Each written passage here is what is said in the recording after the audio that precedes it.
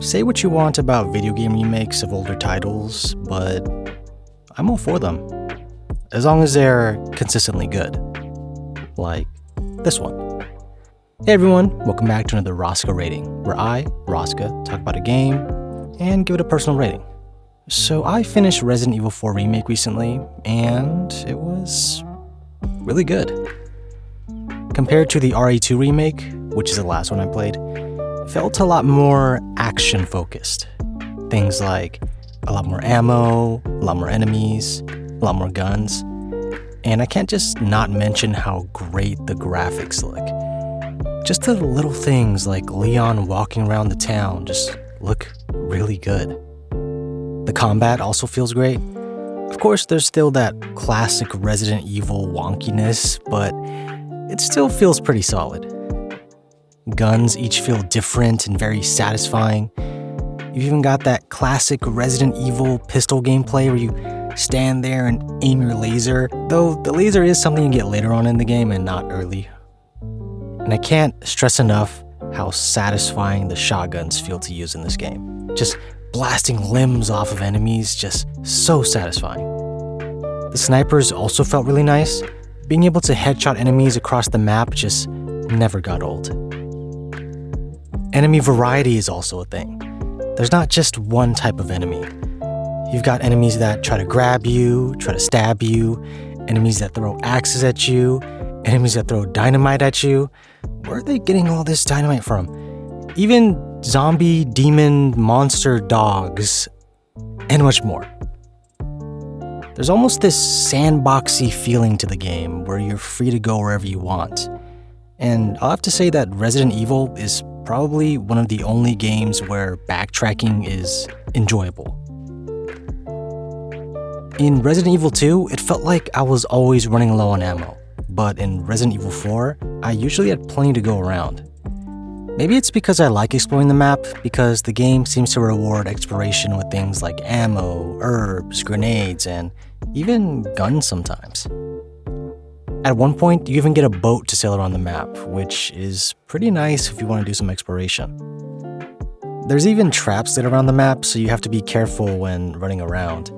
You can't just mindlessly sprint around, or you might just step into a bear trap or run into a tripwire bomb or something. But if you happen to catch one, you can disarm them.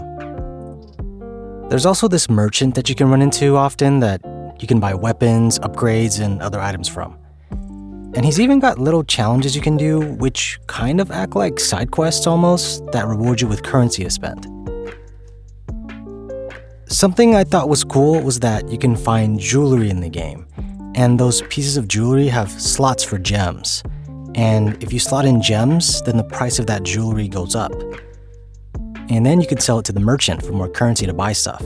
So you can decide if you want to sell the jewelry now without gems, or sell it later if you plan on doing some exploration. Simple system, but I liked it. There's also this shooting range minigame, which I thought was pretty fun. I admit I spent a lot of time in there trying to beat my high scores. Sorry, Ashley, but you've got to wait.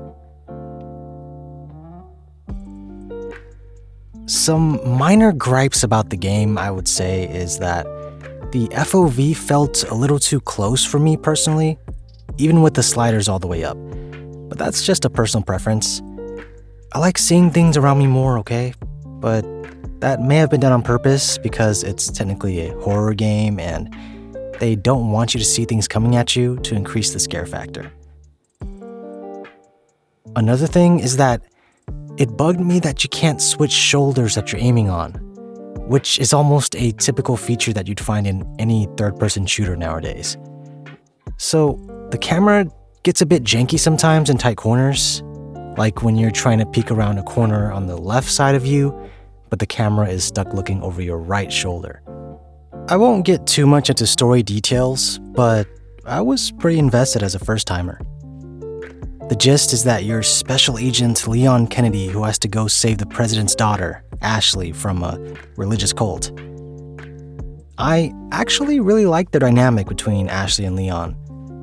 I'm not too familiar with the lore of Resident Evil, but I'm hoping to see more of those two in the future. And as for today's Rosca rating, I'm gonna give Resident Evil 4 Remake a B+. If you like horror games, check it out. Actually, even if you don't, check it out anyway, because I think you'll find something to enjoy. Are you a fan of horror games? Let me know in the comments. As always, thanks so much for watching. Look forward to more videos very soon, and I'll see you in the next video.